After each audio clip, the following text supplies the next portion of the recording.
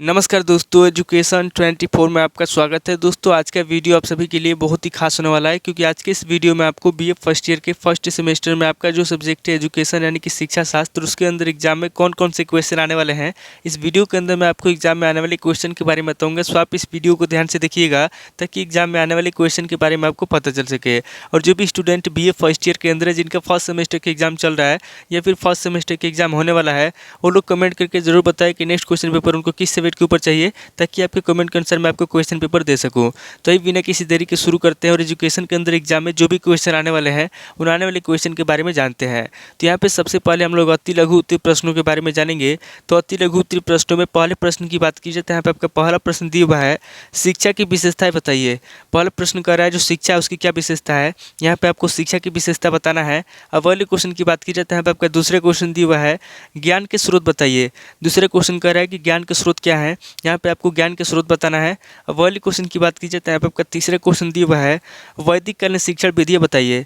तीसरे क्वेश्चन कर रहा है जो वैदिक कालीन शिक्षण विधियाँ हैं, यहाँ पे आपको वैदिक कालीन शिक्षण विधियों के बारे में बताना है। अब अगले क्वेश्चन की बात की जाए तो यहाँ पे आपका चौथा क्वेश्चन दिया हुआ है, अवकाश काल के कार्य बताइए। चौथा क्वेश्चन कह रहा है जो अवकाश काल है उसके क्या कार्य हैं, यहाँ पे आपको अवकाश काल के कार्य बताना है। अब अगले क्वेश्चन की बात की जाए तो यहाँ पे आपका पांचवा क्वेश्चन दिया हुआ है, यूनेस्को क्या है। पांचवा क्वेश्चन कर रहा है कि यूनेस्को क्या है, यहाँ पे आपको यूनेस्को के बारे में बताना है। अब वाली क्वेश्चन की बात कीजिए तो यहाँ पे आपका छठा क्वेश्चन दिया हुआ है, विद्यालय का अर्थ बताइए। छठा क्वेश्चन कह रहा है कि विद्यालय का क्या अर्थ है, यहाँ पे आपको विद्यालय का अर्थ बताना है। अब वाली क्वेश्चन की बात कीजिए तो यहाँ पे आपका सातवां क्वेश्चन दिया हुआ है, शैशवपूर्व देखभाल की शिक्षा का वर्णन कीजिए। सातवां क्वेश्चन कह रहा है जो शैशवपूर्व देखभाल है, यहाँ पे आपको शैशवपूर्व देखभाल की शिक्षा के बारे में बताना है। अब वाली क्वेश्चन की बात कीजिए तो यहाँ पे आपका आठवां क्वेश्चन दिया हुआ है, पूर्व प्राथमिक शिक्षा की परिभाषा दीजिए। आठवां क्वेश्चन कह रहा है जो पूर्व प्राथमिक शिक्षा उसकी क्या परिभाषा है, यहाँ पे आपको पूर्व प्राथमिक शिक्षा की परिभाषा देना है।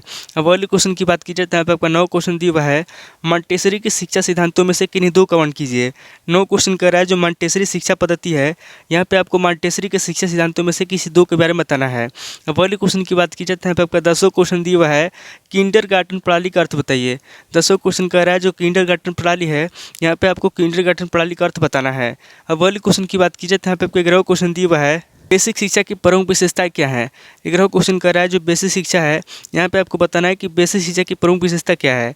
अब अगले क्वेश्चन की बात कीजिए तो यहाँ पे आपका 12वां क्वेश्चन दिया हुआ है, विश्वविद्यालय अनुदान आयोग का उल्लेख कीजिए। 12वां क्वेश्चन कर रहा है जो विश्वविद्यालय अनुदान आयोग है, यहाँ पे आपको विश्वविद्यालय अनुदान आयोग के बारे में बताना है और उसका उल्लेख करना है। अब अगले क्वेश्चन की बात कीजिए तो यहाँ पे आपका 13वां क्वेश्चन दिया हुआ है, दूरस्थ अध्यापक शिक्षा किस स्तर पर कार्य करती है। 13वां क्वेश्चन कर रहा है दूरस्थ अध्यापक शिक्षा है, यहाँ पे आपको बताना है कि दूरस्थ अध्यापक शिक्षा किस स्तर पर कार्य करती है। 13 क्वेश्चनों के जब अति लघु उत्तरीय प्रश्न में पूछे जाएंगे। अब आगे हम लोग लघु उत्तरीय प्रश्नों के बारे में जानेंगे। तो यहाँ पे लघु उत्तरीय प्रश्नों में पहले प्रश्न की बात की जाए तो यहाँ पे आपका पहला प्रश्न दिया हुआ है, प्राचीन भारत में शिक्षा के क्या उद्देश्य थे। पहला क्वेश्चन कह रहा है जो प्राचीन भारत है, यहाँ पे आपको बताना है कि प्राचीन भारत में शिक्षा के क्या उद्देश्य थे। अब अगले क्वेश्चन की बात की जाए तो यहाँ पे आपका दूसरा क्वेश्चन दिया हुआ है, ज्ञान प्राप्ति के स्रोत बताइए। दूसरा क्वेश्चन कह रहा है जो ज्ञान प्राप्ति है, यहाँ पे आपको ज्ञान प्राप्ति के स्रोत बताना है। अब अगले क्वेश्चन की बात की जाए तो यहाँ पे आपका तीसरे क्वेश्चन दिया हुआ है, अवकाश शिक्षा का महत्व बताइए। तीसरे क्वेश्चन कह रहा है जो अवकाश शिक्षा है उसका क्या महत्व है, यहाँ पे आपको अवकाश शिक्षा का महत्व बताना है। पहले क्वेश्चन की बात की जाए तो यहाँ पे आपका चौथा क्वेश्चन दिया हुआ है, राष्ट्रीय एकीकरण का क्या तात्पर्य, प्रकाश डालिए। चौथा क्वेश्चन कह रहा है कि राष्ट्रीय एकीकरण का क्या तात्पर्य है, यहाँ पे आपको राष्ट्रीय एकीकरण के बारे में बताना है और उसके ऊपर प्रकाश डालना है।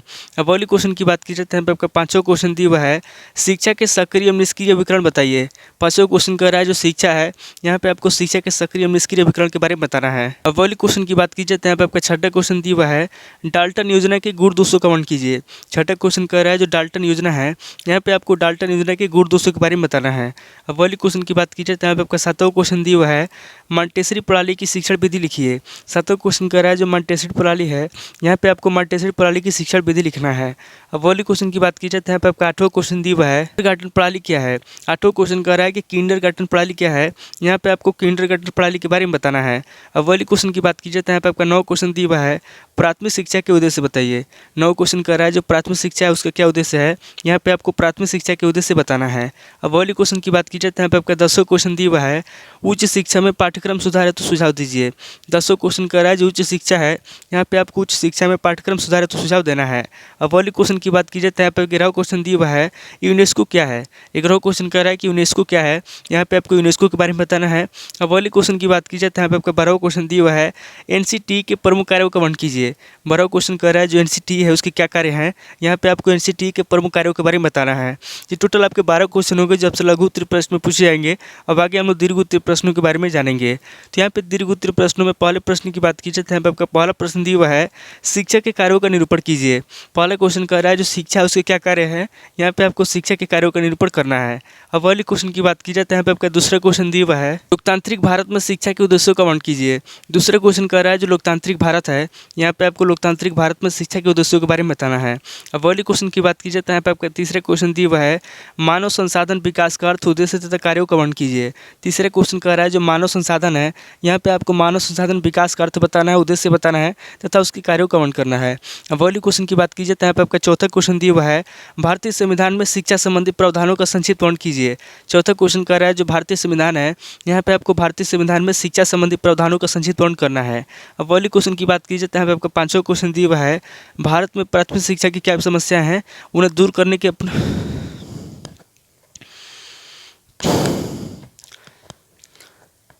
भारत में प्राथमिक शिक्षा की क्या समस्याएं हैं, उन्हें दूर करने के लिए अपना सुझाव दीजिए। पांचवा क्वेश्चन कर रहा है जो प्राथमिक शिक्षा है, यहाँ पे आपको बताना है कि भारत में प्राथमिक शिक्षा की क्या समस्याएं हैं, उन्हें दूर करने के अपना सुझाव देना है।